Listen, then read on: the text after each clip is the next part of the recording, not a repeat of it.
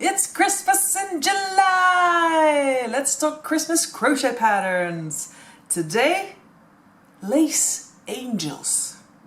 I'm for big crochet. Today we're going to talk about Christmas lace angel crochet patterns. These are not everyone's cup of tea and they are quite difficult to make, but you get a stunning effect.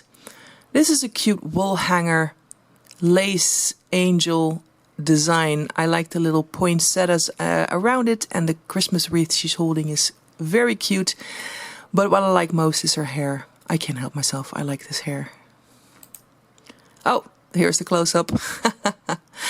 Notice the little glass beads that are used as the finishing touches, bringing the holly berries to the holly. Here's a hanging Christmas lace angel. It's quite a trick to get this beautiful 3D effect to stand out, but it has a very serene, beautiful feel to it. And you can use it as a Christmas tree topper. As you can tell, beautiful. Very serene looking angel here with gorgeous hair. Beautiful. And this is the same one as the Christmas tree topper. You make them in different colors. And this is a nice flat design. You can use it as a garland or fill your Christmas tree up with them. Beautiful. There you go. And these are all different designs, lace angels. You can pick your favorite and get going. I've never tried to make lace angels. Wow, this is elaborate. Look at this. Because they look too difficult to make. His hair is gorgeous. Look at that. Oh, this is the top part with the wings and the head and the arms. And this is the bottom part of the skirt. Look at this. And this one is also used as a Christmas tree topper. It's beautiful.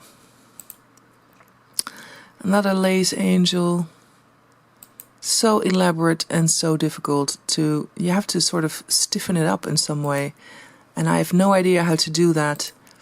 Maybe you use a certain glue. Look at this little Christmas tree she's holding. It's cute. Beautiful. Christmas snowflakes on there.